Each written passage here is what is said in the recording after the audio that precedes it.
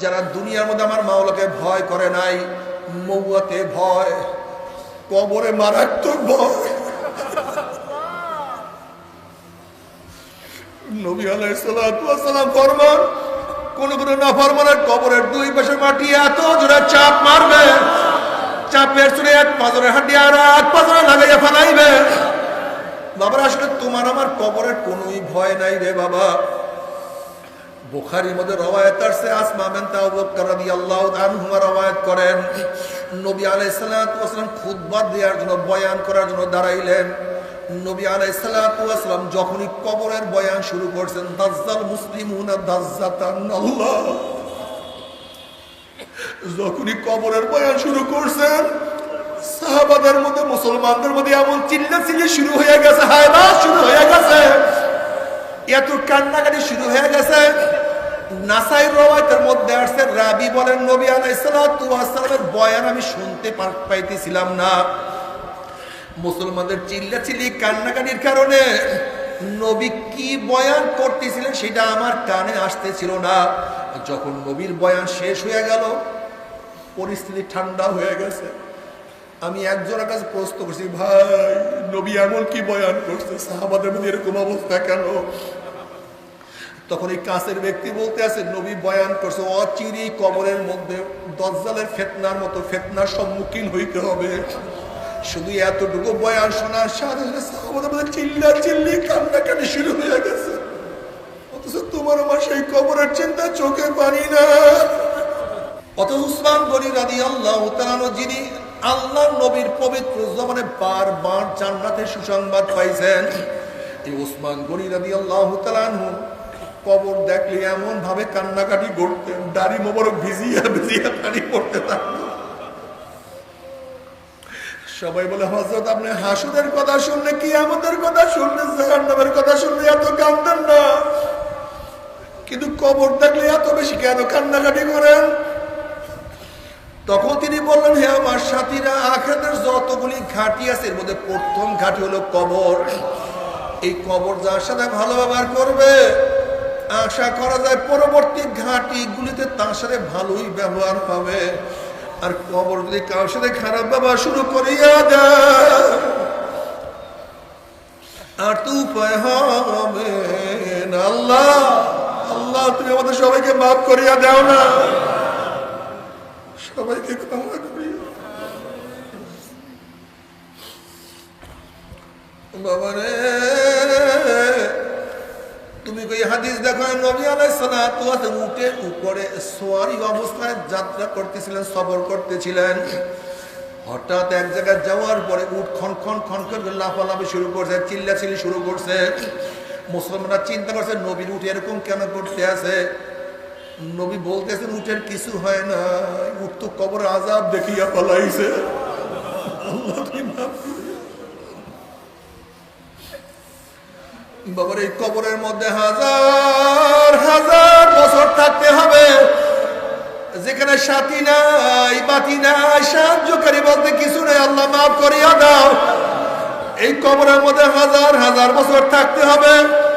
বাবারে মাঝে মাঝে মাথার নিচে বালিশটা ফালাইয়া দিয়া একটু সোজা হইয়া শুইয়া ডাইন দিকে ঘাটটাকে মোড়াইয়া কবরের চিন্তা করিও।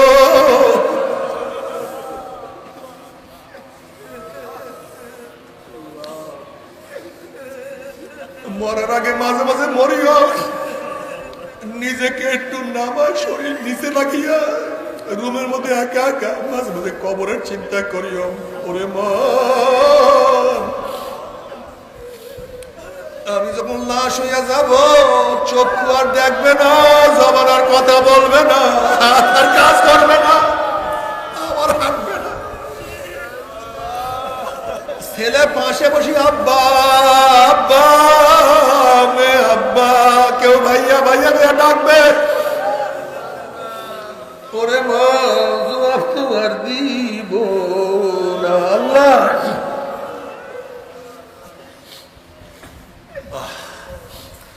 এই কবরের মধ্যে হাজার হাজার হাজার বছর থাকতে হবে। এরপর আল্লাহ কিয়ামতের ময়দান কায়েম করবে। বাবার দুনিয়ার চিন্তা করতে করতে কার বয়স তো 30 হয়ে গেল। দুনিয়ার চিন্তা করতে করতে কেউ তো 40 অতিক্রম করিয়া ফেলাইছে। দুনিয়ার চিন্তা করতে করতে কেউ দাড়ি চুলগুলি পাকাইয়া সাদা বানাইয়া ফেলাইছে। দুনিয়ার চিন্তা করতে করতে কেউ তো কবরের কিনারায় কিনারায় ঘোরাফেরা শুরু করিয়া দিছে। কিয়ামতের চিন্তা করার সুযোগ নাই। দুনিয়ার চিন্তা দূর করে একটু কিয়ামতের চিন্তা করিয়া দেখো রে বাবা। আজকে দুনিয়ার থেকে সূর্য 9 কোটি 30 লক্ষ মাইল দূরে। এই 9 কোটি 30 লক্ষ মাইল দূরের থেকে গরমের দিনে সূর্য যখন গরম দেওয়া শুরু করে, সূর্যের গরমে 2-3 ফিট পুকুরের পানি গরম হইয়া যায়, রাস্তার পিচ গলিয়া যায়, বালু উত্তপ্ত হইয়া যায়। তুমি কি দেখো না এই বছর সূর্যের গরমে শুকনা বাগান, ভিজা বাগান পুরিয়া সরকার হয়ে গেছে? তুমি কি দেখো না গরমে কত মানুষ মারা গেছে? 9 কোটি 30 লক্ষ মাইল দূরে সূর্যের গরমে ছায়াগেরা দুনিয়ার ঠান্ডা দুনিয়ার পানি যদি গরম হইয়া যাইতে পারে, রাস্তার পিচ গলিয়া যাইতে পারে, মানুষ মারা যাইতে পারে, বালু উত্তপ্ত হইয়া যাইতে পারে, কিয়ামতের ময়দানে আল্লাহ না করুক যদি সূর্য এই তাঁবুর নিকটে চলিয়া আসে, আল্লাহ মাফ করিয়া দাও। আল্লাহ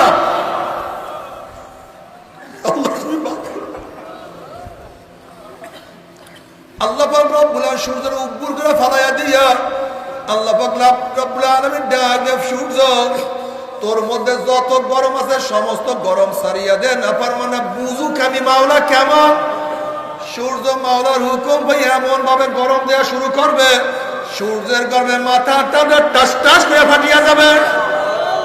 এই অবস্থা দেখো, ইয়াকুল ইব্রাহিম খলিলুল্লাহ নাফসি নাফসি, বুখারী সাহিহর মধ্যে আছে ওয়াকুল ইব্রাহিম খলিলুল্লাহ নাফসি নাফসি, মুসা কালিমুল্লাহ নাফসি নাফসি, ঈসা রুহুল্লাহ নাফসি নাফসি, আদম সফিউল্লাহ নাফসি নাফসি। সমস্ত নবীরা বলবে মাওলা আমাকে বাঁচাও, আমাকে বাঁচাও, আমাকে বাঁচাও। কিন্তু তোমার আমার নবী জনাব মুহাম্মদুর রাসূলুল্লাহ সাল্লাল্লাহু আলাইহি ওয়াসাল্লাম ডাক দিয়া বলবে রব্বি হাবলি উম্মতি,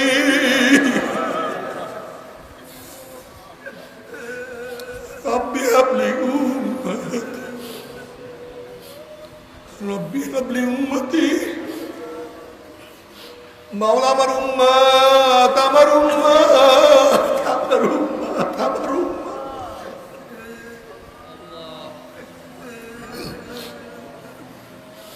এ নেমো খারাপ যে আল্লাহর হাবিব কঠিন মুহূর্তে তোমাকে আমাকে বলবে না, উম্মতি উম্মতি করতে থাকবে।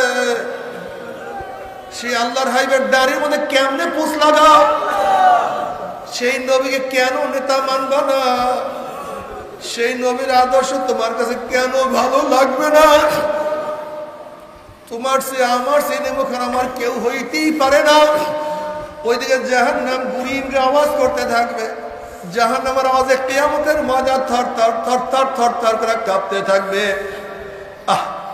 এই মুহূর্তে জনাবে মুহাম্মদ রাসূলুল্লাহ সাল্লাল্লাহু আলাইহি ওয়াসাল্লামের কানে জিবরিলের আওয়াজ আসবে।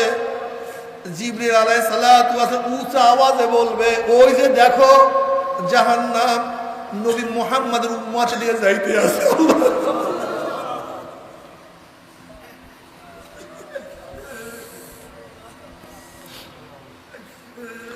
যখনই জিবরিল আলাইহিস সালাতু ওয়াস উচ্চ আওয়াজে আওয়াজ দিবে যে ওই যে দেখো জাহান্নাম কোন দিকে যায়, নবী মুহাম্মদের উম্মতের দিকে যাইতে আছে, এই আওয়াজ নবীর কানে ঢোকার সাথে সাথে নবী আলাইহিস সালাতু ওয়াস সালাম বলবেন মাওলানা তোমার ইজ্জত ও জালালের কসম খেয়ে বলতে আছি, আজকে জাহান্নাম তোমার একটা উম্মতকেও খাইয়া ফেলায়, আমার একটা উম্মতকেও খাইয়া ফেলায়, আমি কিন্তু তোমার হাবিব জান্নাতের মধ্যে ঢুকবো না।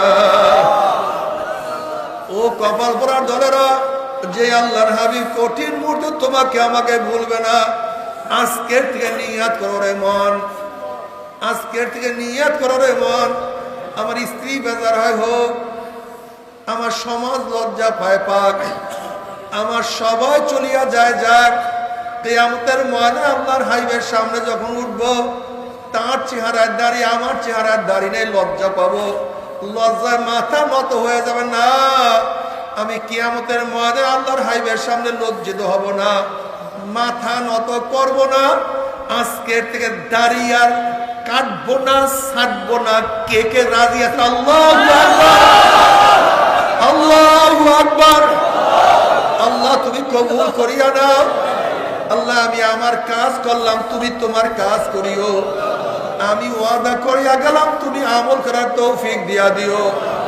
নবী আলাইহিস সালাতু ওয়াস সালাম দোয়া কবুল করি। আল্লাহ পাক বলে, যাও জিবরাইল, আমার হাবিবের কাছে এই পানিটুকু নিয়ে দিয়ে আসো।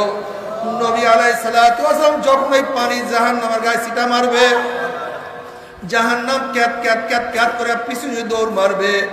নবী আলাইহিস সালাতু ওয়াস সালাম বলবে, মাওলা রে, যেই জাহান্নামকে লক্ষ লক্ষ ফেরেশতারা ধরিয়া রাখতে পারে না, এ আবার কোন কুদরতি পানি, কোন আশ্চর্য পানি, যেই পানি মারার সাথে সাথে জাহান্নাম পিছন দিকে সরিয়া গেল। আল্লাহ পাক ডাক দিলেন, হাবিব গো, এই পানি কোন আশ্চর্য পানি না, কোন কুদরতি পানি না, এই পানি হলো তোমার গুনাহগার উম্মতের চোখের পানি।